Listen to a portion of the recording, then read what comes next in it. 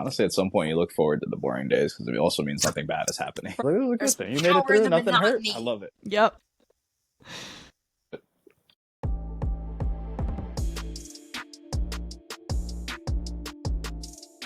Welcome to another episode of Unleashing Power. I'm joined by Abiy and Rachel. So I did some digging on these two. Rachel has been competing since 2021. She's done 8 meets. She is a coach as well as a USAPL ref. She's located in Pennsylvania primarily. And Abiy has been competing since 2015. So probably longer than some people have been alive. He's done a total of 18 meets and he coaches lots of people, but is primarily located in the Maryland area. Can you both give your own introductions? Rachel, you can start. Alrighty. So my name is Rachel. Like Sarah so kindly said, I have been powerlifting since 2021. I was only in the gym for about 6 months before I started powerlifting coaching.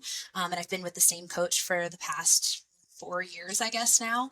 And I've learned so much over that time from the people around me, from my friends, the community that I think is stored within powerlifting. So I think that that's the key takeaway, is just like picking up little pieces along the way.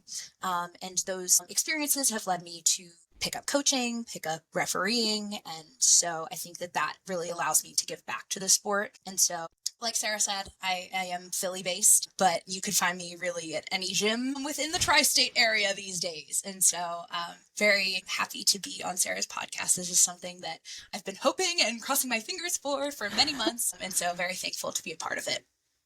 Yeah, happy to have you here. And I'm Abiy. This is my 10th year of competing. Been lifting for probably my whole life. Just been doing sports and stuff like that. I kind of got into powerlifting by accident. I wanted to get away from lifting heavy after high school because I was like, I want to look good, so I'll just lift lighter and do more reps. And ironically, a couple powerlifters, but also bodybuilders, were telling me how stupid that was. They're just like, you built all this muscle doing your heavy lifts, like you can just keep that in there, just get your diet in check and stuff. So I had a friend of mine that I met in college, and he was like, you should try this. So I jumped in. I was like, oh, this is fun. And then I kind of got into coaching because I wanted people to come do the meets with me. So I was coaching for free for like 2 years or so. And I was just like, hey, like, come do these meets. They're a lot of fun. And I kind of helped them get into it. We'd all prep together. And that just kind of became its own little business. And that's what I do full time now. So I appreciate you having me. This will be fun. Yeah, happy to have you here. Yeah. So this prompt kind of came to me because I enjoy watching a lot of people's first powerlifting meets that they post on YouTube. Mm-hmm. That's a throwback. I was like, mine are on YouTube. They're not even on Instagram. Yeah. And it's always funny to me, like, there's so much content in the beginning. People love to record, like, waking up, brushing their teeth in the morning, packing their food and stuff. And then I always feel like it hits this point where the lifting starts and they just kind of stop recording. So I feel like the information when I was researching, there's a lot of stuff out there, but I feel like it's all and none of what to expect at the actual meet. So I feel like there's kind of, unless you actually know somebody who's done one, it can be a bit confusing. Yeah. So with that being said, let's start with 5 pieces of advice from each of you that you would either give to beginner lifters or that you wish that you knew as somebody who is just starting off in powerlifting. Rachel, you can start. Just keep this going. Tell me that. Yeah, I was like, we'll just keep it going. I feel it in my soul. Let me think. Okay, so I think maybe the first piece of advice, maybe something good to start out with, is if you are interested in competing in powerlifting, one of the best things you can do is attend a powerlifting meet. Just as a spectator, get in there and kind of take a bird's eye view of what a meet looks like, what type of apparel everyone has on the platform, where the judges are positioned, the type of announcements that are made during a meet, listening out for commands. I think that was one of the things that really made me want to actually take the step from my programming that was powerlifting based, but like actually put it on the platform and compete. And there's nothing more fun than doing your first powerlifting meet. But I think a lot of that excitement and knowledge comes from attending one to start out with. So I think that that's probably my best first piece of advice, like really seeing how like the different expectations, that there's depth, pauses on bench, lockout appropriately on deadlift, and asking questions based off of what you see. I would definitely agree with that. I think my first one, mine are a little bit more based on things that I messed up. Okay. So the But first one that's that I okay. wrote down, Learn yeah, best from making mistakes. yeah, Exactly. yeah. So the first one was take the small wins, and the reason for that is like obviously when you're first starting, you're going to be PRing like crazy. Like for my first meet to my second meet, I put like 200 pounds on my total, and they were 6 months apart. I was also 19 and wasn't really training for powerlifting on the first. Like my prep was taking 2 days off, so it wasn't like it wasn't a true 200 pounds. Like I probably could have done it better, but there was points where I probably could have taken 10, 20 pounds less on the PR and save it for later, because as I got deeper into the sport, I would see all these people and they would hit a true all-time PR at like an RP8, and they're like, oh, they can keep going, like this is great. Like for me, it's like my PRs would be like I would hit a big one and then I'd be done for like a year or two, and then I'd hit a big one and then I'd be done for a year or two. So taking those small wins and being able to keep stacking them is definitely something I would have done better if I could start over. Okay. I like that. That's a good one. And I think taking those small wins Mhm. and stacking those chips builds confidence and Mhm. poise when you're on the platform. Like taking Yeah. those little bits and pieces and allowing them to come together. I think that's Yeah. a really Yeah. good perspective to have, and Yeah, something that it's easy to lose sight of as you're, Mhm. session to session. There's those Yep. like little minute pieces, but taking them as, like, okay, this went really well, and that's something that I can focus on. Yeah. Or maxing out to the point that your body is just fatigued beyond anything for the next 2 months, I was going to list that as maybe one of my things to avoid. Okay, stole your thunder. I mean, it's okay. I have like 5 different backups, so it's Okay, perfect. She's prepared. All right, I back guess to you, it's your next Rachel. one, Rachel. Alrighty, should I hit him with another one? Yeah. Yes. I'd say one of the best things that you can do when you're training in powerlifting is focusing on longevity, taking it as a long game. I think that there's a lot of young talent that is blowing up in the sport right now, and a lot of people who maybe have never done a sport before, or this is just their they saw it on social media and they're really excited about it, and they see people they look up to doing really awesome things in the sport and lifting really heavy. And so there's an easier entryway, and people are getting very hyper specific and kind of, I don't want to say skipping steps, but there's a lot of benefit, I think, that can come from focusing on building connective tissue and building your musculature and really focusing on building the foundation to sustain durability in this sport. One For thing sure. that I think I've definitely noticed through my coaching is just the people who, like, this is their first athletic endeavor, which again, very exciting, but they don't necessarily have the foundation that will allow them to train squat, bench, and deadlift to the intensity that maybe they want to push to. And so taking the time, you don't want to burn too bright and fizzle out, I think, at the beginning. I think that there's a lot that can go into focusing on just the building the base so that we have the opportunity to push throughout a training career. And if you look at the best people in the sport, they've been doing this. Like they have been, and if you look at Sheffield, this might come out a little bit post Sheffield, but people up there have been doing this for a long time because they've prioritized keeping themselves psychologically and physically fit. And I think that again comes down to building a healthy and fulfilling perspective on the sport. Yeah. I think that's something really important to call out when you're looking for coaches and stuff like that as well, is that some people have been in sports their whole lives and then they get into powerlifting as an adult and they already have that base. But a lot of people also are, kind of the other people who didn't really fit into sports their whole lives and now they're finding powerlifting. So yeah, that was me as well. Hence a few injuries and rib issues, I mean, I have injuries too, and I played sports since I was a kid, so I don't think that. I mean, you get them for different reasons. Yeah, I mean, that could also lend itself to more injury as well. But yeah. So I think my next one would be make small changes. And like I never, until I hired my coach, I never actually had structured programs. Like I would write kind of my own thing. I think it was like my third or fourth meet was the first time I actually planned out like a prep instead of just like what I was doing for like a week or two and just kind of cycling through that. But it really like when I got to my coach and that was 2019. So that was like my fourth year of competing already. I got to a point where I was like, okay, now I have somebody that's actually like dialing in my variables and like being like, hey, like you actually respond a lot better to this and not that. And it's never something I thought of. And that type of stuff has been crucial for like where I'm at in the sport right now, where I know what we need to adjust with certainty because I took that time to make one change at a time or two changes at a time instead of doing a prep and then rewriting the whole thing based on what I want to do because of, this is like if I start doing a 10 by 10, which I never did, but like I'll start doing all this crazy stuff and being like, this is what I need to get to the next level because I'll speed that up. Yeah. So it's just like just making those small changes and kind of letting your body actually like learn. Because like when I started like competing, I'd already been lifting for almost 10 years at that point too. I started lifting really young. It was something that called to me. But I never learned that, like, okay, just make this small adjustment and see how you respond to it. Make this change and see how you respond to that so you can really learn to dial it in. Mm-hmm. Yeah, I think that's a good coach, one. if you're watching this, please do not give me a 10 by 10. I would yell at him. It's like I would have to have a conversation. I will refer, my coach. I think that a lot of lifters do get ahead of themselves when they see something start to go wrong and are very quick. And like, this is like maybe just looking at it from the lifter's perspective, like focusing on the small changes because they see something go wrong and they're quick to say, okay, no, this happened. This needs to change because of X, Y, Z. And so really, like you said, like taking one variable, seeing how it affects things, looking at the adaptations that come from that, or just like staying the course. Like you don't know if it's maybe just like a little bad stretch of training. Maybe there's other variables that are out of whack. I love that. They go back to you, Rachel. Should I hit him with another one?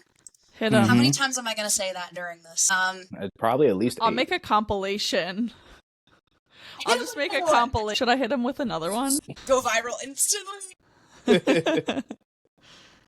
I think my next tip is to follow positive influences on social media and people who are similarly leveraged as you. So when I first got into the sport, one of the people who I looked up to from like day one and still look up to this day is Daniela Mello. And that was because she just looked a lot like me in terms of build. Like I didn't necessarily have the same muscle mass that she had at the time, but it was something for me to look at how she moved and watch and learn from her. And also she was posting really great content in the way of like she would show her entire workout. She would show herself doing her accessories, following her program. And I found that had a really positive influence on me and encouraged me to keep going in the sport. This is what's possible, Rachel, if you continue to train. And I find that having somebody to look up to, like even if it's just somebody you know in your gym, which I had that as well. I found that there were women in my gym who trained hard and believed in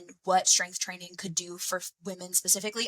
I'm saying it can do amazing things for everyone, but just coming from myself as someone who, like, I just walked into the gym with my brother one day and just decided to try powerlifting. Yeah. Following the people that you think have good intentions and, again, people who like look similar to you. I think that it doesn't, I mean, I don't want to say it doesn't help to follow people who are like, like there's people who sumo deadlift with a super wide stance that just my hip mobility will never allow for, or people who have an entire, like their chest is just up to the ceiling because they have a ton of thoracic mobility on bench. I don't necessarily know if I'll ever have that due to how I'm built. So to prevent myself from getting discouraged, I'm not going to, chase after that. I can still have admiration for it, but it is something I think really helped me to look at people who looked like me and aspire for that. That's a really good tip. As somebody who is like super tall for being a woman, it was really hard for me to try to find that. And when I first started powerlifting, Sean Sullivan was really like the big deadlifter in my gym. Yeah. And if anybody knows Sean, he's like smaller, like shorter torso, shorter femurs.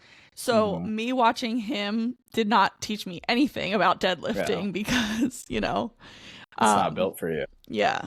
So I think that's a good tip. You guys are just built very differently. So it requires the difference in how you're going to execute the lift. And so, I mean, when you're first starting, though, how are you supposed to know that? So it's, exactly. I was actually going to use you as an example, Sarah. Like, you're way taller than me. So your leverages are way different. Exactly. Yeah. Don't watch me I will for watch you, inspiration. actually. I will, but I think that, yeah, I take it as like an inspiration, not necessarily, like, I won't necessarily copy your movement patterns. Exactly. Yeah. My next one is one that is a little bit closer to what I'm going through right now, but I just wrote grow slowly but for longer. And the reason I say that is like my background in sports, like the ones that I did in high school, was football and wrestling. So one of them you're starving yourself to get as small as possible, and the other one you're being yelled at for being too small and you're force feeding. Mm-hmm. So I kind of got into this habit of like, if I bulk, I'm going all in on that bulk. If I'm cutting, I'm going all in on that cut. And I think like it was effective up to a certain point, maybe my first couple of years of competing, because it allowed me to put on a lot of muscle mass really quickly. But I got to a point where I was just being lazy. I wasn't allowing myself to kind of stay in a certain point. So my thing, and this is something I saw, I think Bob like did this perfectly, where when he started competing, he was like a 93, I believe, and he has only gotten bigger since then, but at a very slow rate.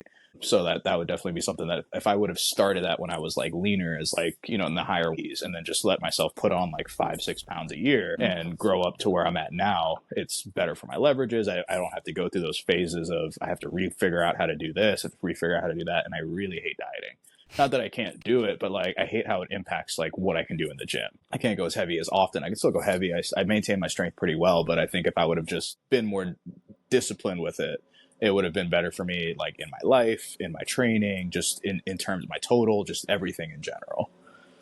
So it's like, just let yourself, like what you were saying before, like looking at it as a long-term thing, like let yourself plan it out. Like my goal right now is I finish this cut in like 2-3 weeks and I want to bulk for the next 5, but at a small rate, and like get back up to where I was, but leaner. So I don't have to lose my deadlift to add to my squat and like those types of things. Yeah. And realize that muscle mass weighs weight. So don't just marry yourself to a weight class. And then you literally verbatim took my things to avoid. Oh, sorry. Sorry. Fine. It was just funny that it was verbatim. That's exactly what I wrote. But don't marry a weight class. Yeah. That's a really good tip, though. I probably need to write that one down. Yeah. Is that one specifically for me, Abiy? Maybe. We'll see. It was originally for the newer lifters, but if the shoe fits, you can wear it. Yeah. I'll take the shoe. Yeah. All right, back to you, Rachel. Alrighty, back to me. What was my slogan again? I already forgot it. It's fine. We're never going to go viral with this, right? Exactly. Alrighty. So my next one is that a majority of your training will be boring, and it's okay to live in some of that. I think that a lot of people get into the sport and they expect there to be these high highs all the time, but then that can come with low lows, and there can be injury, there could be outside of the gym stress that comes along, or even just stagnation in your training.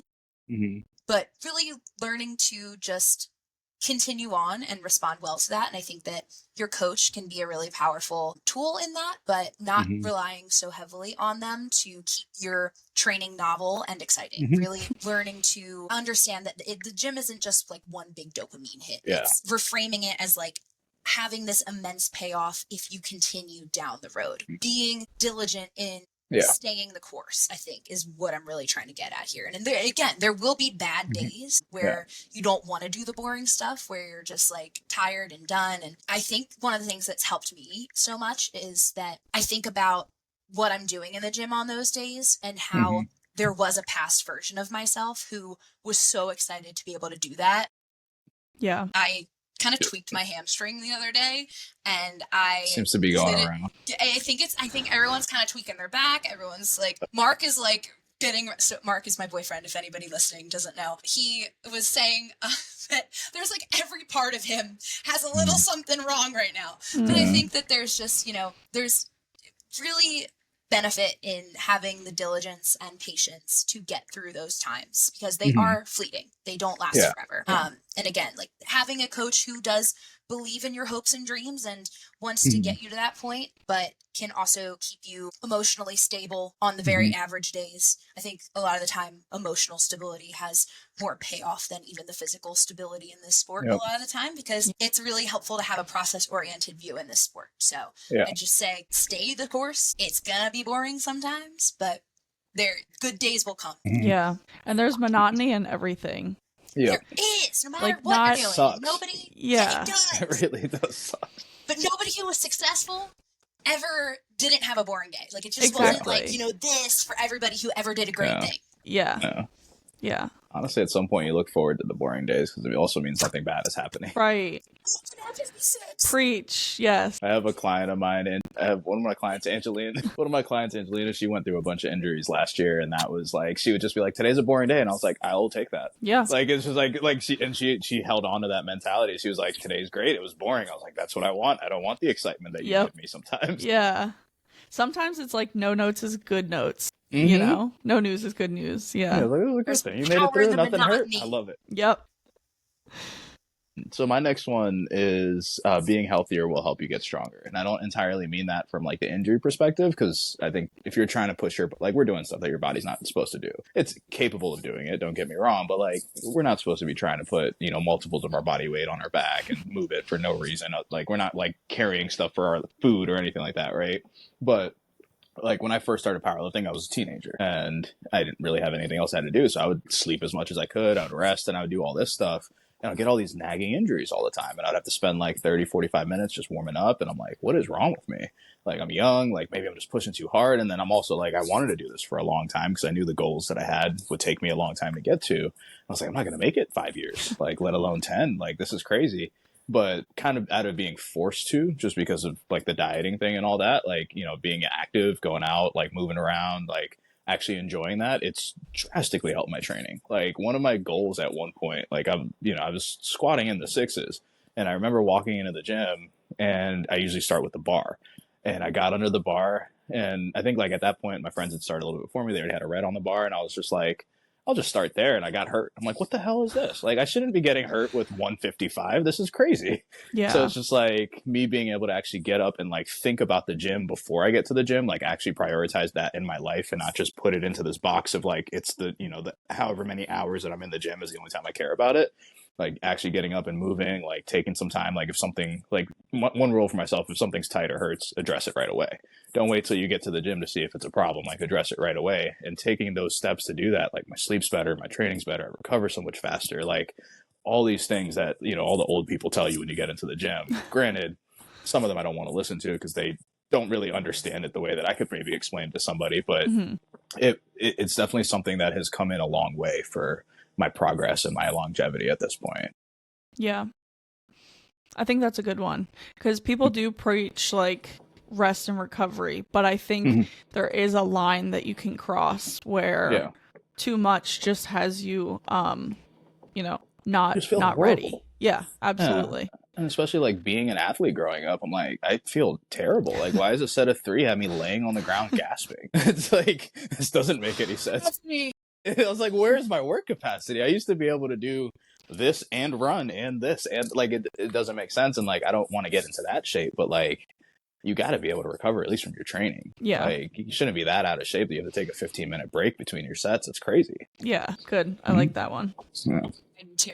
Yeah, I think that I've heard people say that that powerlifting isn't healthy. And I think that this is a very smart and opposite take on it. But again, like, if we're not alive to continue powerlifting, then what is the point? So, exactly. Yeah. like, it goes back to even the longevity. You can't have a total in the grave. Can't have a total in the grave. No, not when you're worm food. No. Bars. Yeah. All right, I'll hit them with one more. One more, right, Sarah? Yep. Alrighty, my last piece of advice for a beginner in powerlifting is to find a powerlifting community to be a part of. And that can be in the form of people you meet online. That can be a gym that you start going to. I think that there has been a wonderful influx of powerlifting gyms, at least in the Philadelphia area, the greater Philadelphia area. I know a B down near you, there are quite a few gyms also. We have a bunch. It's really wonderful to find people who have a similar interest to you. And then on top of that, it's a good opportunity to field questions with them, learn the powerlifting lingo. I remember for a very long time, I didn't know what LWU meant. And so little things like that, just picking up on like what RPE is and talking. If you have a coach, it's really good to balance the two, like balancing what your peers are saying versus what your coach is saying versus what you're hearing online. It is a fine balancing act, and you want to make sure that you're trusting what you're doing on your programming, but having the support and the camaraderie around you when you have a big lift or when you're, trying to find the motivation to stay in the gym. Those two pieces fit so well together. And that comes from being willing to put yourself out there. I think when I first joined Iron Sport, I, again, just went in there with my brother. It was just something that him and I did together for a while until I remember it was, I don't know if Courtney or Katie will listen to this, but those two girls were both Iron Sport lifters and they trained with the coach that I'm currently with at this current time. And so I went to do like a heavy hold randomly with like 200 pounds. And I remember Courtney came up to me and she's like, "Are you okay? You look scared." And I'm like, "Girl, because I was." And that's how I met her. So just like little things like that, I think bring you like, and it convinced me to keep powerlifting. And now I'm where I'm at today, and I don't think I would be without those girls. So again, finding the people where you might feel like an outsider at first, but you gradually and truly eventually find your place, and it keeps you coming back. Like I also say, like, and Twee said this also the other day, I started powerlifting for me, but I stayed for the community, which I really liked and resonated with me. Yeah. That's always like one of my favorite things with clients, because it's kind of went away from like the team model. It's never been something I wanted to do. It's just too many personalities to force together, and it just leads to problems. But like, it's always cool when I see my clients become friends with themselves, and like they kind of have their little pockets and they're planning their training out. And I'll have like one client driving an hour to go train with these guys on their week 4s and stuff. Like, I was like, that's what it's about. Yep. My favorite part as a coach. My favorite part as a coach of you. Yeah, because I'm just like, I'll just post it. If y'all want to be friends, y'all want to be friends. There's no requirement, but go for it. And like, it definitely helps them. Like, because then they'll be like, well, this is what Abiy means when he says that. And like, they can also kind of do that because like it's good to take information from your training crew because your coach isn't there, right? Like, they're not there in person. You can't send enough videos that they can see every little weird thing you're doing. Yeah. So it's just like, you can have somebody who's like, hey man, like, you're really crooked. Is that normal? I'm like, no, that hurts. That's probably why. Thanks.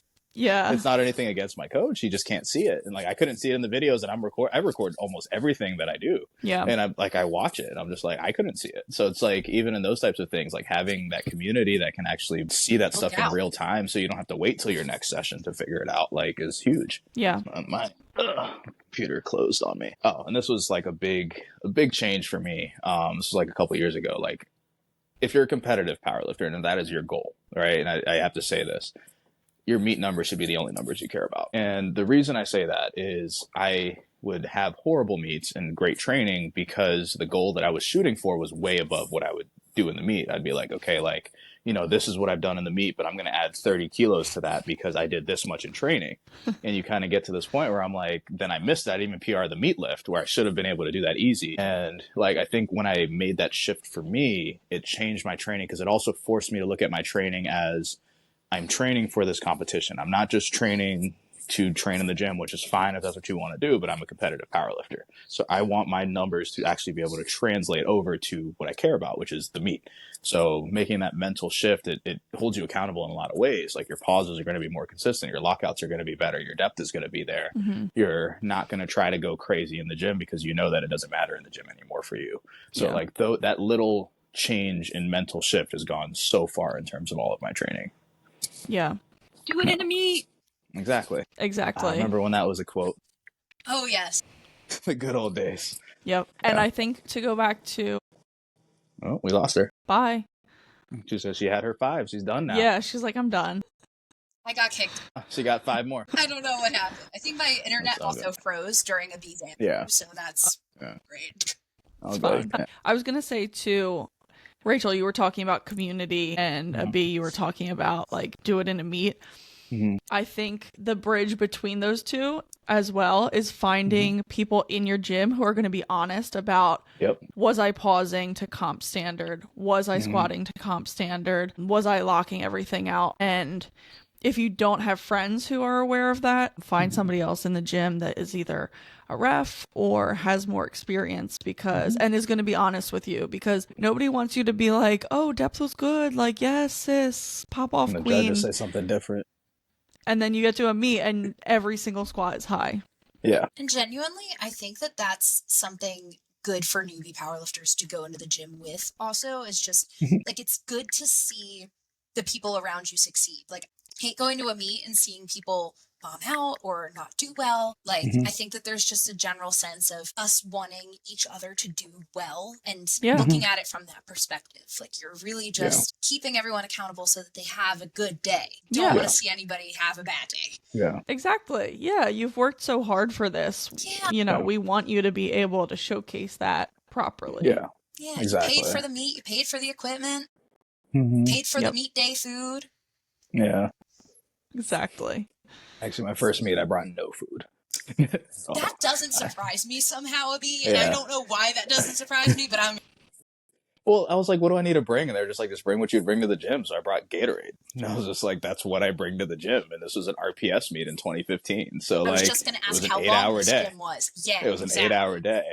So luckily, the guy that told me about the meet, his girlfriend at the time was there, and she's like, "Do you want sandwiches or something?" I was like, "Sure, I'll have that." Like, granted, I probably would have been fine. I don't think it impacted me that badly. Like, I was 19, I could do anything. It didn't matter. Yeah. But it was just like, invincible. I missed that time. That was great. I could get up and sprint from just laying on the floor, no warm up, nothing happened. But like, it was just, I didn't know. I didn't know that that's what I needed at a competition because I didn't account for it. Like in the current era, I think it would be fine because these meets are like 3 hours. That's about how much time I'd spend in the gym at that time. Yeah. So I was just like, oh, I'll just have my Gatorade, my caffeine, and I'd call it a day. But an 8-hour meet with no food is crazy. Mm-hmm. I think I brought candy. I brought Sour Patch watermelons to mine. Yeah. And that was it. Because I also didn't know that RPS meets went for 8 hours. 8 hours if you're lucky. They go to 12 sometimes. Yeah. And I think that even just goes into like being prepared for your first meet. Like that just like, it's hard because there's a bunch of different federations, which we could also touch on, I think, for newbie powerlifters, like understanding what each different one looks like. But I've done some 8-hour meets. That's definitely something you want to be prepared for. And I feel like your 8-hour meet, Abiy, may have predated DoorDash. And so I can't imagine that being very fun. No, it was not. It was not fun at all. Yeah. But it was a good time. It was a good experience. So it was just, I knew after that, I was like, I'm going to have food. And that's the one thing I miss about the 8-hour meets is you could eat an actual meal between each lift. Can't do that now. You just have some snacks and you kind of graze. But when the meets are that long, you sit down, you eat some more food, and you're like, all right, I'm ready to wake back up again. You have some more caffeine, you go back. It's like you did 3 workouts in one day. Yeah. Yeah, take a little nap. Good times. Definitely. Okay, so let's talk about things to avoid. You got it, Rachel. Alrighty, let me see. I feel like I have so many, actually. Let me pick my best one to go first. Okay, this is, I hope this goes without saying, but maybe it doesn't. Don't forget about your variables. So your program and what you're doing in the gym is just one component of being a successful powerlifter.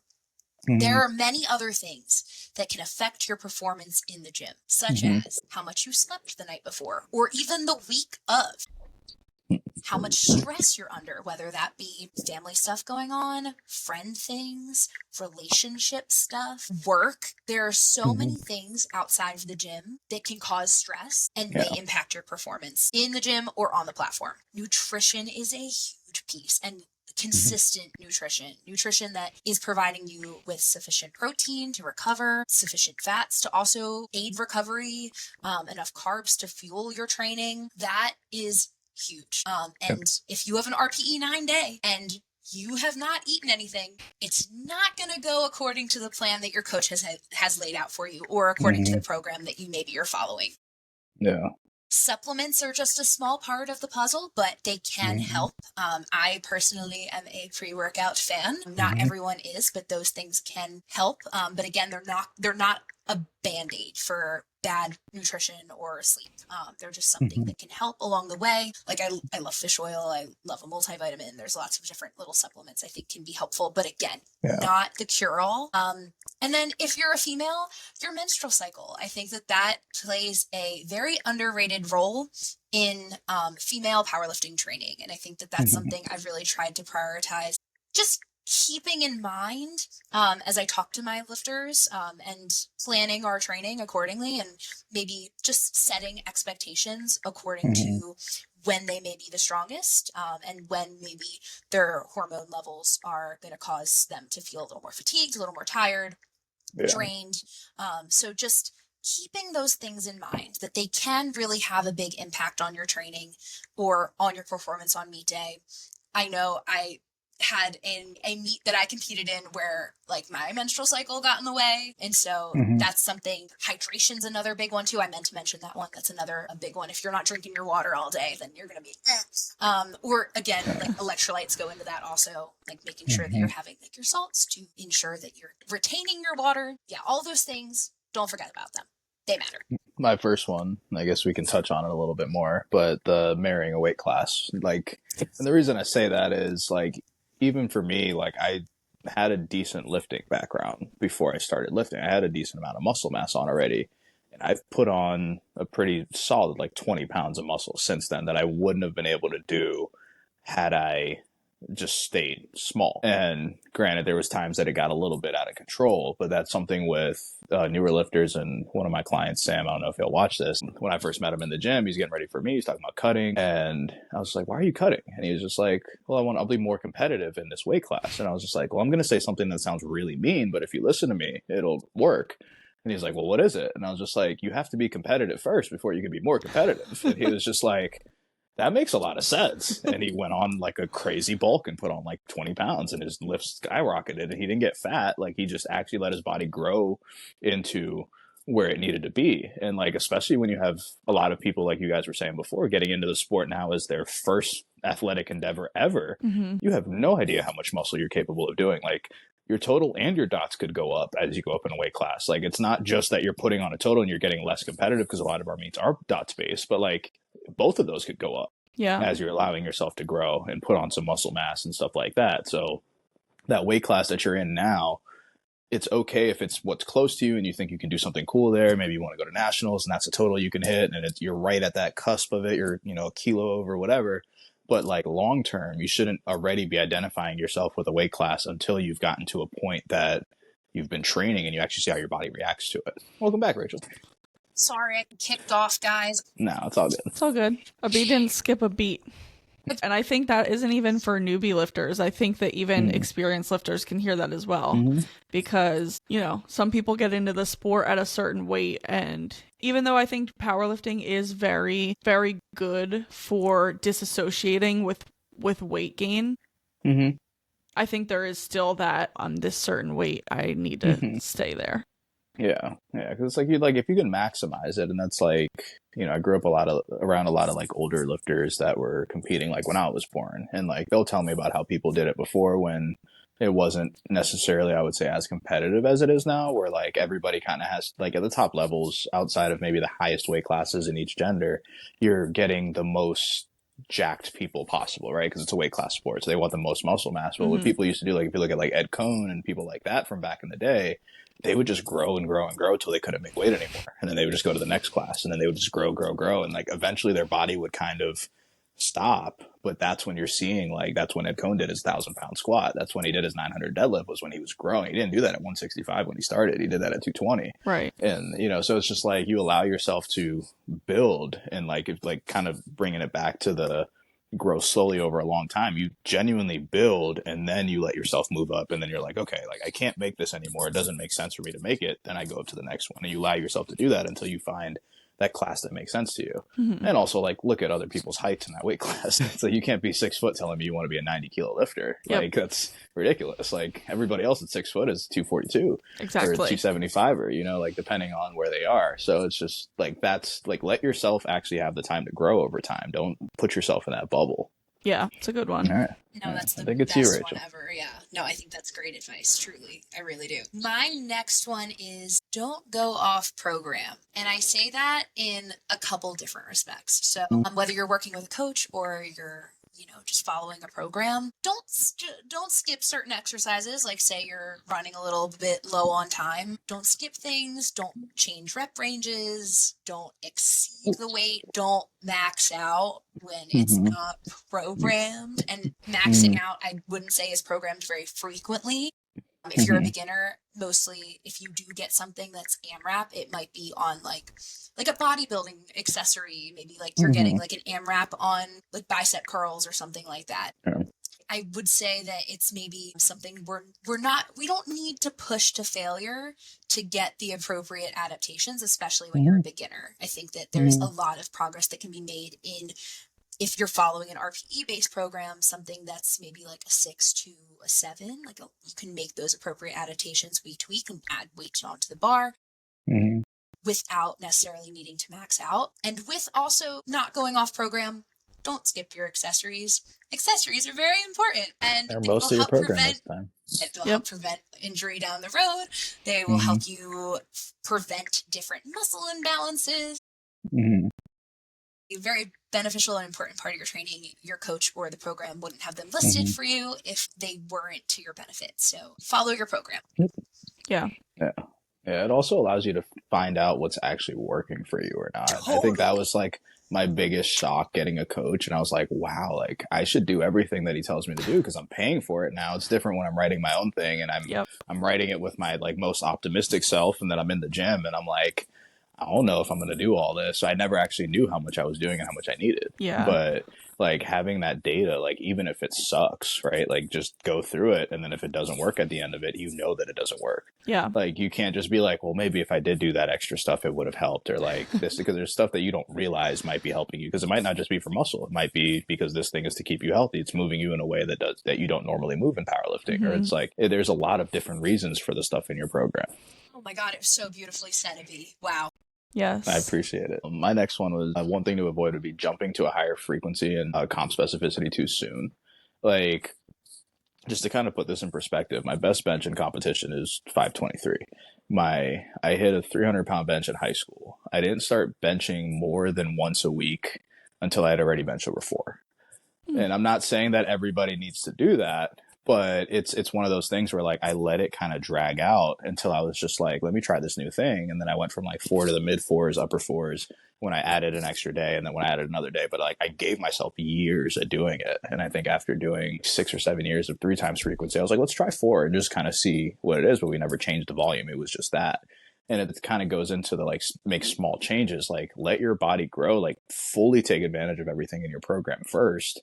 And then if you're doing everything you possibly can, you have everything in check, and then you're like, this is the only thing that is holding me back, then you can add it and you can try that type of thing out.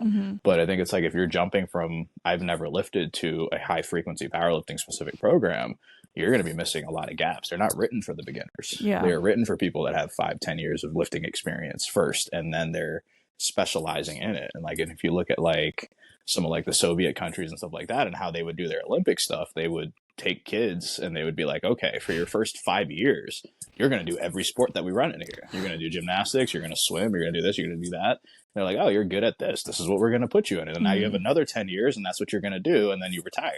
But if you do that too soon, you're just going to start getting beat up. Like I did a lot of dumb stuff when I was earlier into the sport, just in terms of like how I lifted, my technique and all this stuff. And I stayed fairly healthy because I didn't try to go to like a crazy high frequency. And I also I had enough energy to prioritize all the other stuff that kept me safe when I was being stupid. So when I could be smart, I would actually be relatively healthy and I could maximize it. Yeah. And can you talk about what you mean by specificity as well? So the specificity. So it's like, if you're, I guess for me, like I ran basically a bodybuilding split for my first couple of years competing. Like it wasn't like a thought. And I would have technically 2 press days, but one of them would be like a shoulder day. So like I was still getting in frequency and volume with that, but I wasn't itching to try to make it a bench press. Like it was work, but because it was working. Now, if it wasn't working, that's a little bit different. But I think sometimes people just, instead of looking at frequency as I'll add it in as a tool, they feel like it's the key. And I was like, there is no key. That's the thing. That's the thing that sucks. It's a bunch of things that come in together. That's a good one. Yeah, no, I love that. And I think that people are very quick to say, oh, I need another deadlift day, or I need another bench day. I can't be doing all these, like, I can't be doing leg press. I need to be doing something instead. Like, I think that there is that quick knee jerk reaction if you, have been doing something that maybe didn't work for a couple of weeks, just to, again, like we get in the habit of changing things, I think, too. Yeah. Versus riding the wave, like you said. Yeah. We just ride out as long as you can. Build that momentum and see how far it can take you. Yeah. And most of the accessories that you don't like doing you don't like doing because you need to be doing them. Yeah. Amen. You really You're suck bad. at something. You should probably practice that. Yeah. Hey, who wants to do something you're bad at? But in Nobody. powerlifting, Yeah. That's actually in what college. am I That's how I saying? wrote. That's how I did my training. I would wake up every morning and just be like, "What don't like?" I had a split already, What so do I I knew what hate I was today? doing, and I was just like, "What do I want to do?" And I was like, "Okay, what don't I really want to do?" And I was like, "All right, that's what I'm That's doing." what I'm doing. Like that's just like it's just how I went about it, and it worked. And then over time, I got more structure, but I think that was a good start. There's not really much that Marcellus would legally be able to give me now that would that would be worse than what I did to myself. That's phenomenal. Yeah. Me every bench day. I have a tantrum like every time I bench, but I do it anyway. Yeah. You do it. I get Resilient. Alrighty, I guess I will hit him with my last one. Hmm. Mhm. My last don't, I would say, for new powerlifters is don't look for the shortcut or the game changer or the key or the secret. There are certain fads, I think, that come through in powerlifting, like different cues that are just going to like magically blow up your bench press, or like a different, like you don't have this in your program, add it in now to increase your deadlift by 40 Mhm. keys. I think that there's just maybe something in the quick instant gratification of that Yeah. that pulls a lot of new lifters in, and maybe they haven't had the experience of really putting their nose to the grindstone and just like working at something consistently.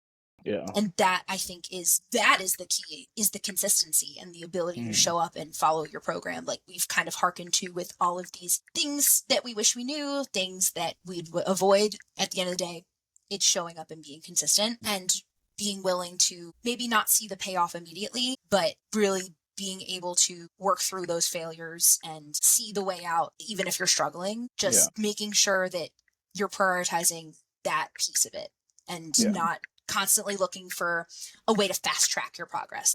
Yeah. Because you're never gonna find it. Like Mhm. it's just you're just gonna keep you're just gonna keep spinning your wheels, and you're gonna find that it's the same answer that you didn't want it to be from the beginning. Yeah. Right. That's just always how it works out. Yeah. Unfortunately. Yeah. You'll look back in 5 years and realize, oh, okay, this was the all along. I just needed to do this 1,000 times. Got it. Yep. Yes. Yeah. 4,000 sets of That's bench the later. secret. Yeah. Right. I think I said to somebody like, "What's the secret to your bench?" And I was like, "Okay, you bench for 15 years." And then Yeah. you come back to me and you let me know how it's going. Right. Like they're just like, I was like, yeah, that's the secret. That's Nobody such with powerful advice. yeah, it's Yeah. like just do it for a long time and learn to get good at it. You can do that for every lift. I think there's been more people, especially with like deadlift, where like they'll be 16 and they're pulling 700 pounds. Like they just have the leverage for it. But Yeah. like I think squat and bench is really the ones. If somebody has a really big squat or bench, like they've been doing it for a long time. That's not an overnight success type thing. Or if they weren't lifting, they were doing something. They were doing manual labor. Or they were doing something that was putting that size on over time. Yeah.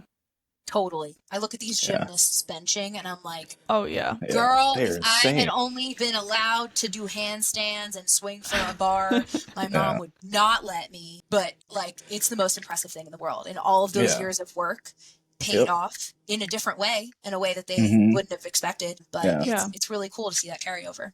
Yeah, like they're not getting there as quickly as people think that they are, even if it's like their first meet. Mhm. Yeah. I think my last one, I kind of touched on this one, just don't make it your whole life. And that's for a lot of different reasons. Like, even if your goal is powerlifting, like have other things that kind of, I think it was, what was a quote that I heard somebody say? It's diversify your happiness.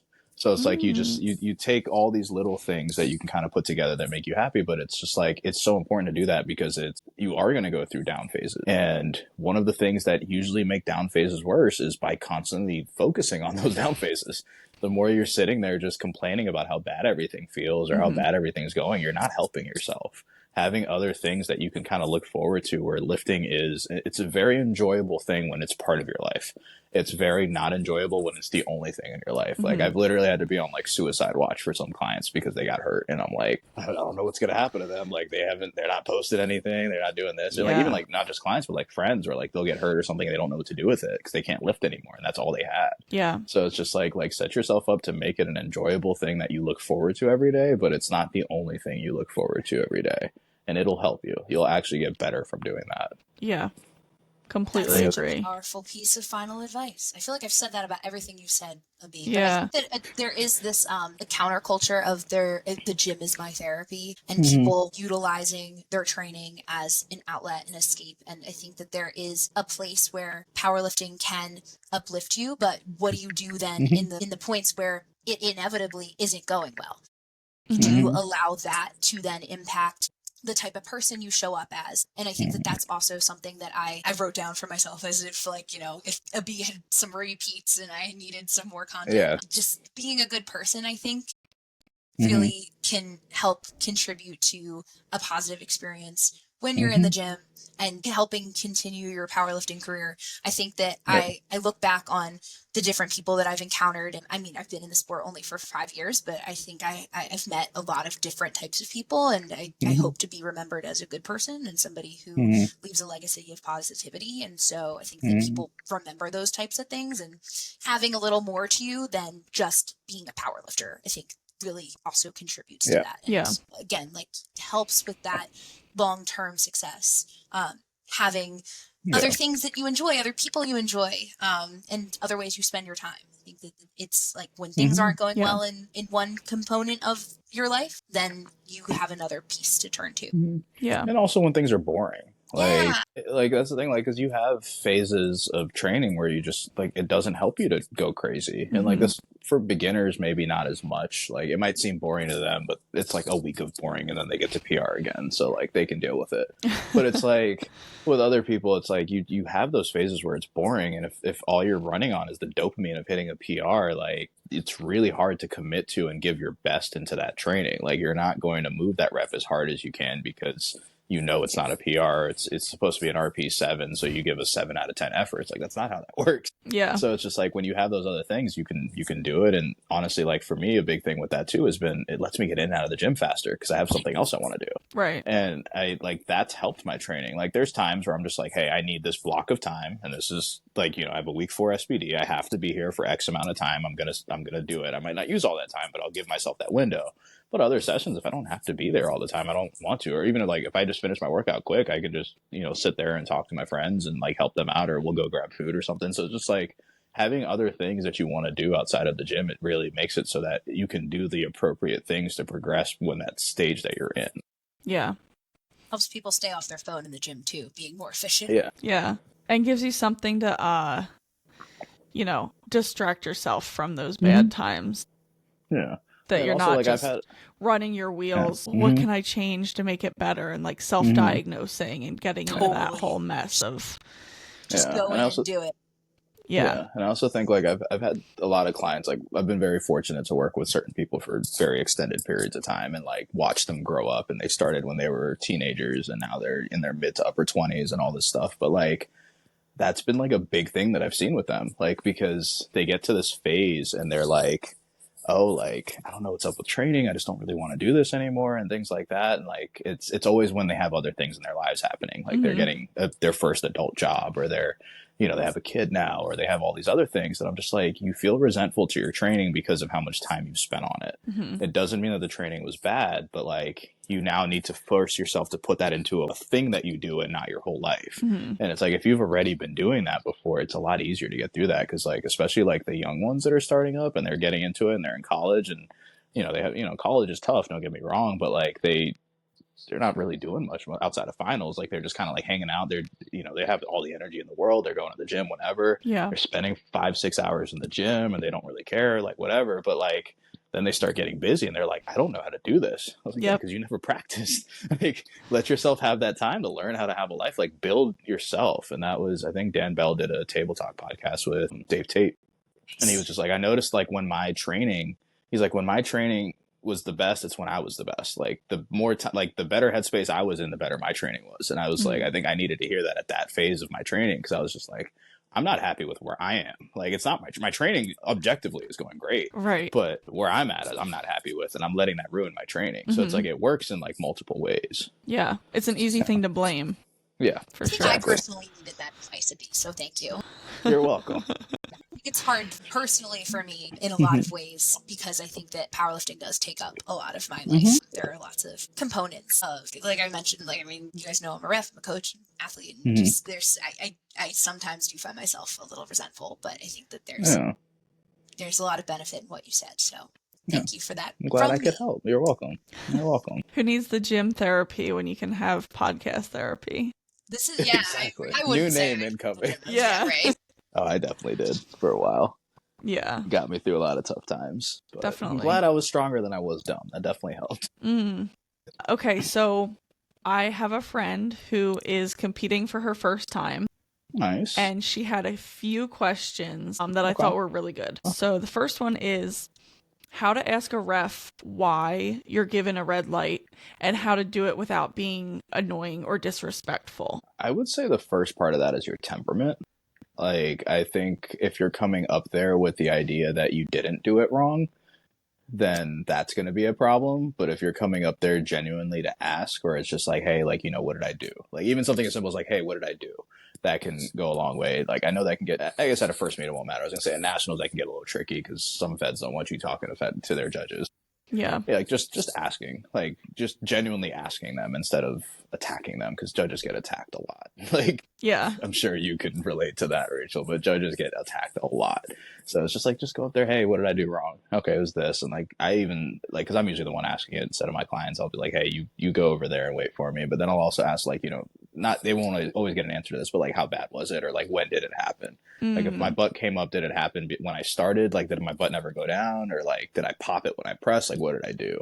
But I think if you come genuinely, it's usually not a problem. I haven't had really any bad issues with refs because of that. I actually get a little upset when they don't ask, especially if it's something that's correctable. So I've had people who blatantly have their heels up on bench and then they just walk away with their red lights, and then they don't know what they did wrong, and then they come back on the second attempt, they do it again, and then they get red lights again. And so I think that it's a really good tool in preventing that happening again, and that you get your next attempt. So if you, I mean, even if it's a third attempt, I think it's really still helpful and looking at it as a learning experience. And I will never, even if somebody, and I have had people a little angry with me who've questioned what I've said, but I still am very open and willing to answer anyone who does ask about a light that I gave. So I encourage that. I hope that people do ask if it's your first meet, if it's your 50th meet. I know that it is really helpful though also to have a handler with you who can have those conversations with the judges, and so you stay locked in, but you're also able to again see the benefit maybe on your next attempt or at your next meet. Yeah. And one thing I was going to mention as well is timing. Like, ask right away when it's fresh in the judge's mind. Don't go come back after the flight. Yeah, don't go up after squats are done and say, hey, what did I do wrong on my second attempt? Because I've had people they do see that a to lot me of also. people and they're not going to remember you. Yeah, 100%. That just Actually happened to me. The most recent meet I refed. Someone came really? up to me at the end of deadlift and was like, "Why did I get red lights on my deadlift?" And I was like, I had to think about it for a little bit, but it was few enough lifters that I did remember. But it is most appropriate for sure, Sarah, as soon as you get those lights to go over to them. Yeah. You're not interrupting them before the next lifter. Yeah. I would ask right after. Yeah. So timing and temperament. Yes. Timing and temperament. Good summary. Thank you. Okay. We did touch on this a little bit, but how best to prepare for commands as a first meet? Rachel, you mentioned going to a meet and kind of witnessing it ahead of time. Is there anything else that you guys would give? Just practice with it. Like, just be honest. Like, be honest with it. Like, I've had some clients where they don't realize they're doing it and they'll just unrack a bench when they're doing like a rep set and they'll just take it out and they'll just start. And I'm like, just hold it at the top. Like, one, it's going to help you actually stabilize the weight. And two, especially if you're on like a squishy pad, like sometimes you'll sink. So you want to get that time to settle. But like, one, obviously know what commands they are, because not all federations have the same commands. Like I was at a meet, like first meet of the year, they didn't have a start command on squat or bench. They just, you start when you start, and then they just give you the press or the rack, depending on which lift. But so knowing what your commands are, and two, like it's a little bit hard because my first meet, I actually jumped my start command. It wasn't entirely my fault. I never used a mono before, so when they swung the mono, I was like, I can squat now. And some random guy out of the front, He was in the front row. Some older guy just comes over and grabs me by my shirt, pulls me to the side, and he was just like, "Hey, you got to wait till you say squat." This wasn't a ref. This was just a random person that was spectating the meet. He's like, "You got to wait for it." Yeah. And then I was just like, okay, cool. And then I just did it on the next one. So like knowing what they are is going to be the first thing. Yeah. And then the other one, just once you know what they are, just do it instinctively. Like something as simple as just like building the habit of like when you walk out a squat, you wait for a second. You unrack a bench, you wait for a second. You always pause. Like that's the one thing that drives me crazy is people are like, I don't pause till the meet. I was like, do you wait till you hit depth at the meet too?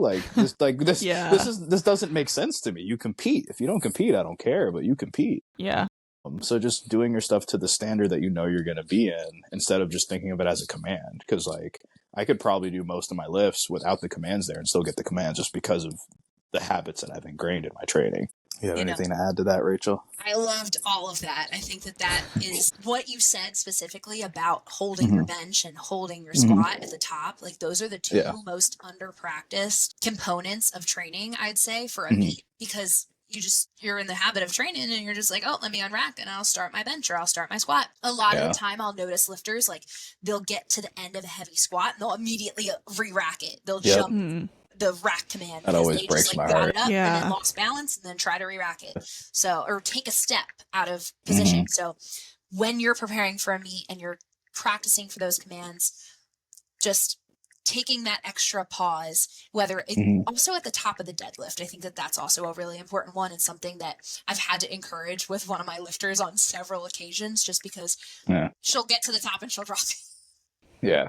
And so I think that is a very powerful tool. And if you have the capability to request someone at the gym with you to actually give you those commands and give them to you in an honest way, that can also be a really good way to be prepared for the commands on meet day. And I really liked what you said also, Abiy, about making sure you know what the commands are. And I think a lot of that comes from reading the rule book in advance for whatever federation you're competing in, being prepared for what you're going to see and hear and what the judges are going to be looking for when they're giving those commands. So for example, I won't give the start command, or I guess it's the squat. Like I won't give squat until the lifter's knees are locked out, their feet are placed firmly on the floor. There's certain things that in order to get those commands, the lifters that the referees are looking for, and that can be in the rule book a lot of the time.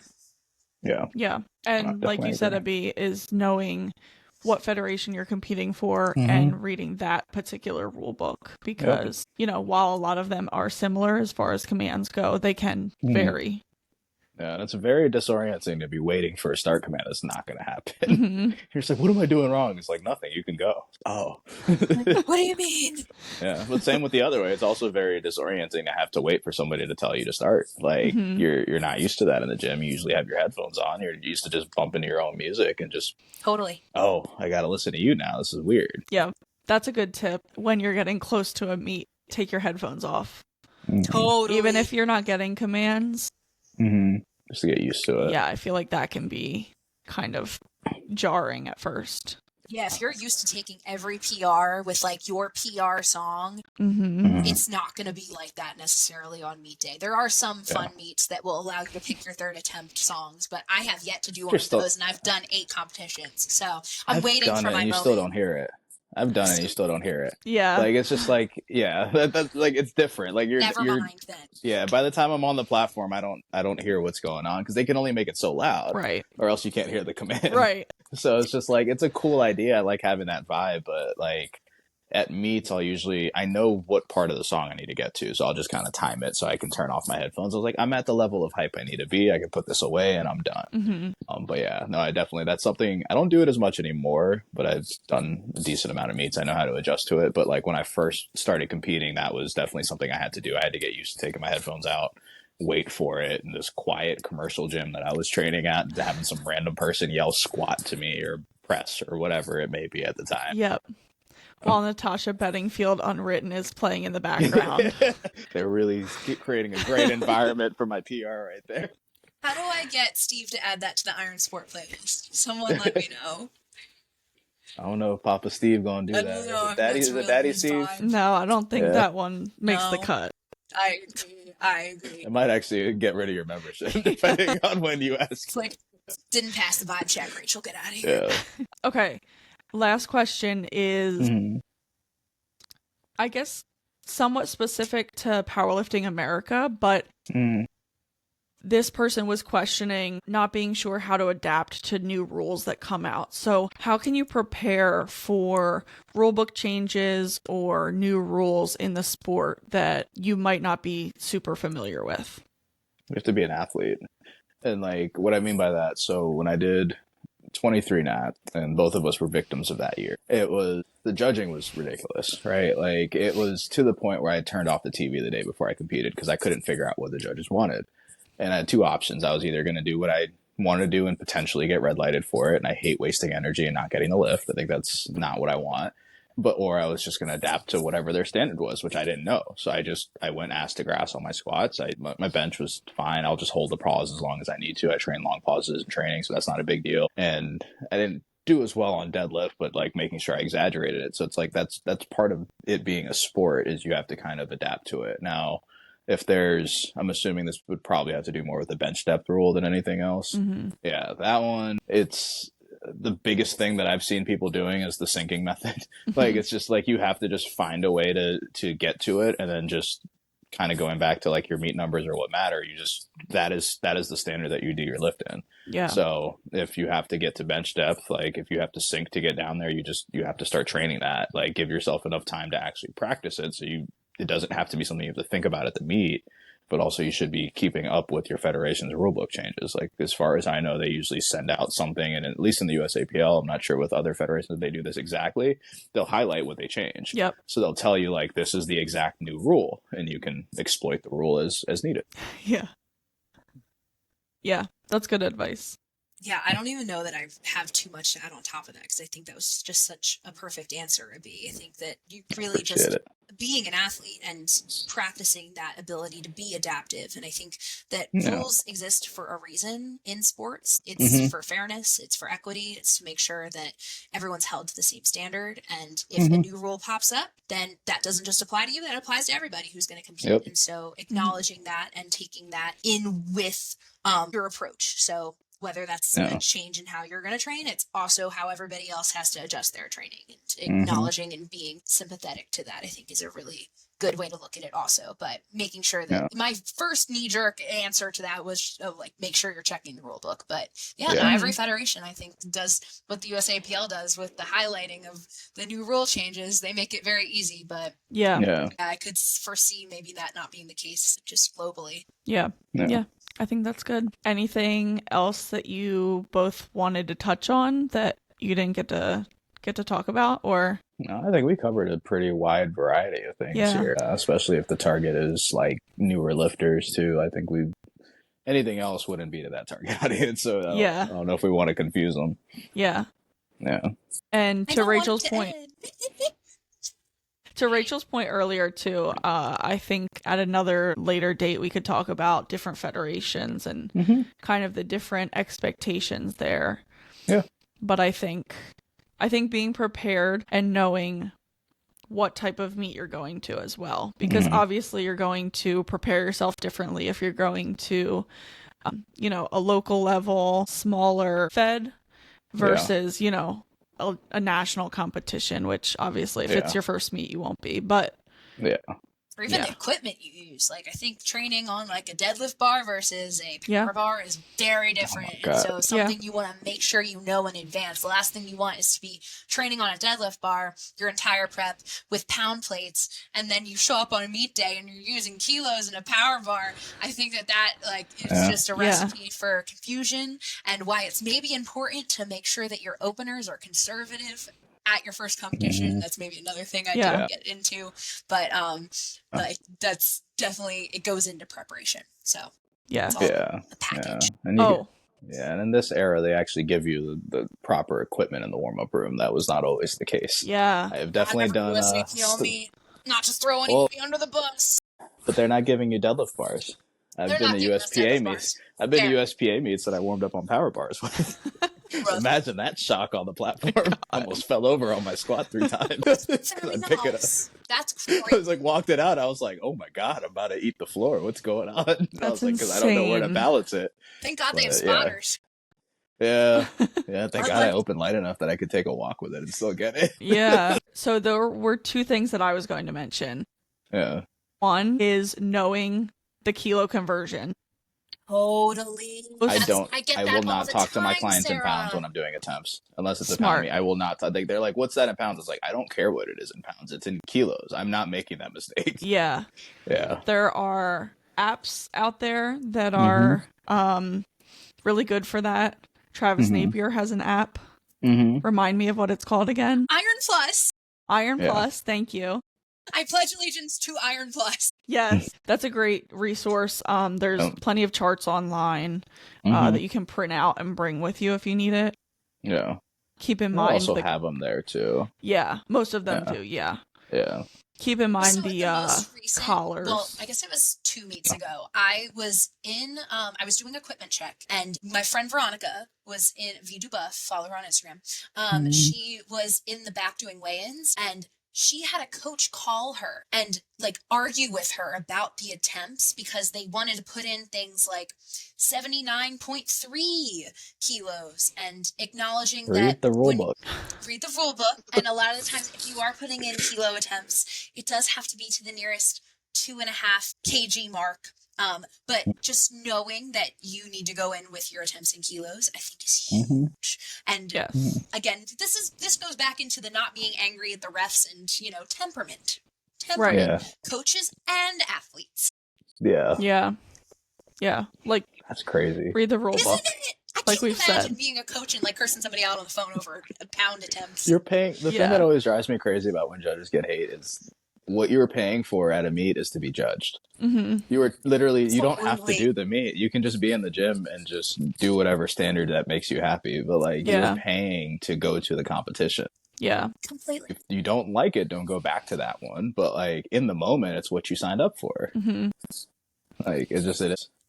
Yeah. That should be like a tagline on every meet sign up. You're Yes. getting what you paid for. Yep. Yeah. Yes. And don't memorize what your attempts look like in like colors because No. of the collars. Like Yep. that Sarah. really threw me off Mm-hmm. my first like kilo meet because Yeah. I Big wanted to golden hit nuggets, my girl. like red green Yes, and it wasn't. But it's not red, Yeah. red, green. Yeah, that was so frustrating to me. Red, but red, it's still the white, same black thing. collar. Yeah, it still matters just as much. No, I know, and that was something I like wanted to hit a red so badly on bench. I was not anywhere Yeah. close. Just Mhm. FYI. My first competition, I think I benched like 62.5, which is blue and a chip, but ends up being like yellow, black chip Yellow, collar. black, silver. Yeah. So just being prepared for that in advance, I think, is like a good like big power lifter advice. That's great. Yeah. Yeah, I don't know. For some of my clients, it almost works out better. They just won't use collars in training so that they never know what's Mhm. on the bar. Yeah. And they're just like, it's like, I just don't want it to, I don't want to know what it looks like. And Yep. then they just go out there and they're like, Gaslight they actually yourself. give it an honest try. And then they're just like, oh, I could do that. That's usually like my head case clients where they're just like, I tell them a certain weight and they're going to completely forget how to lift it. And it is what it is. Yeah. Like I'll have some where they're like, I'll give them the weight. And they're like, okay, I'm ready for it. But not those guys. This is not that category. Yeah. And then the other thing I wanted to mention was utilizing open powerlifting. I didn't know what open powerlifting was for my first, I don't know, probably year of powerlifting. What year was your first year? 2021. Were they out then? It was Oh, out. yeah, it was out Okay. for sure. I just Okay, because before that it was Powerlifting Watch, and that was different. That was a very different Okay. website. That predates me completely. I remember These old folk comments and you're aging yourself. I'm just Aging. kidding. I remember James Cole kept putting on Uh-huh. his story. Yeah. Shout out James Cole. He was like, you're not a real powerlifter unless either you have a total on open powerlifting or you have open powerlifting in your bio or something And like Sarah's that. like, what is that? I'm Yeah. like, what is this? And I Yeah. looked it up. I'm like, this is great. Yeah. No, it's a great website. Yeah. Because like before, what it was, that's where you used to see the records. It was called Powerlifting Watch, and they would just show you like the free part of it. It would just show you the records. So it was Okay. multiply, tested and untested, single ply, tested and untested, wraps, tested, untested, sleeves, tested and untested. You have to click on these tabs. Oh, that's cool. And then you would just go on that record, and that's all you would see. Now, if you paid some money, you could see the rankings for the year and stuff like that. So it was kind of like, I'm not sure if before that there was something else, but I know like Powerlifting USA used to do the rankings every year, so they kind of made this online. But you had to pay for it, and it wasn't nearly as good. So like with open powerlifting, they really changed the game, because it's like I've used it at meets where I'm just like trying to decide between 2 attempts, and I'm just like, well, if I'm not sure, like let me at least secure, you know, the 2.5 kilo PR, or like let me do this, or like get the total PR or something. I could just pop it up on my phone and be like, okay, this is where they're at. This is the exact number they did. Let's do that, and then we'll put it in there. Or you can look at the records right away. So it's definitely really cool to be able to utilize open powerlifting. Yeah. It has drastically changed the game. Plus, nobody can BS you anymore. Yeah, It's exactly. like, oh, I did this lift. I was like, oh, not here. What name was it under? Because it's not like, because there are some people that have multiple different names on there. They got married or something like that. But like, it's like, I don't see it. I don't know if I believe you. Or like, you know, people talk like they know everything. It's like, you competed for 2 years and then you stopped. Like, what did you learn in 2 years and now 10 years of not doing anything? I don't understand that. So it's just like, it lets you kind of see the history of what people have done. A lot of like powerlifting's attention focus is very short. Oh yeah. Yeah. I was going to say, and for checking out your, like, for a first meet, I don't think you should really compete against anybody. You're going with this, Sarah. But so to be able to, stalk your competition, because Instagram is hard to find people sometimes. So that roster comes out and you can see exactly if people have competed before, if they haven't. I kind of like when I did that for my first nationals, and that really messed with my head. So I don't know if I recommend that, but you can do it. I really just got like way too in my head about it, and I think that I just do better if I focus on myself. And maybe that's another good lasting piece of advice is if you go in with doing better than you did last meet, then you will always continue to improve. And I think that there's also a lot to say about meet PR, meet to meet. Like really, the first meet you ever do, everything is a meet PR. And being appreciative and being like acknowledging that, I think is amazing. But then going with every competition, working to be better than the last time you competed. I think that has always what's been most successful for me. When I've fumbled, it's been when I've been trying to beat people, and I'm just I guess not a competitive girly. I'm just you have to know what you want out of the sport, right? You have to know what you want, because you have to know what you want out of the sport. Like there's some people where they're like, if they could win and not hit a good total, and they're good with that. And there's some people where they could win and they have a bad total, and that's going to piss them off. So it's just like, you have to understand what you're in there for, because there are some people that just want to compete, and I think that's okay as long as they're always competing up at least a little bit, because like, it doesn't make sense to be the local meet hero. Like, the only people that are going to beat you are people that are going to compete at nationals or the invite meets or something like that. Because then they might come in to do that meet every once in a while just so they can get a qualifying total and bounce. But like, just understand what you want out of it for yourself and focus on that. Like, let that be what does it. Because there's a lot of different types of people that want a lot of different types of things. And as you find your community in that, you'll be able to find the people that push you toward, I want to hit bigger totals, or I want to do this, I want to do that. Because even at the top level, there's all different types of people that are doing that. There's some people that are at the top level and they just don't care if they won or lost, if their total was not what they expected. And there's other people at the top level where they're just like, I am only here to win. I only care about winning this. Like, so you just kind of have to understand what you are and be true to it. You don't have to be what your favorite lifter is. Like, be what you want to be. Absolutely. I think a lot of those people who end up winning and do end up taking it all, like, they do end up with 9 for 9 meets a lot of the time. And acknowledging, staying in their bag, really focusing on maximizing their performance, taking what they have. Let everybody else mess up. Lifts, exactly. Like, you leave kilos on the platform by missing lifts. So just going in, having the best day that you can, can play in your benefit. Yeah. All golden nuggets. I love it. The golden nugget trail. All right. Well, thank you both. I really appreciate the really thoughtful insights and, really being prepared for this. So I appreciate both of your inputs and value your opinions greatly. I appreciate you having us. This was a lot of fun. Yeah. This was so fun. I want to do this every night. I had so much fun. Let's run it back. Get the game back. It's only been an hour 25. No, I literally don't want it to end. Yeah. All right. Sounds good. All right, you guys have a good one. See you guys. See ya.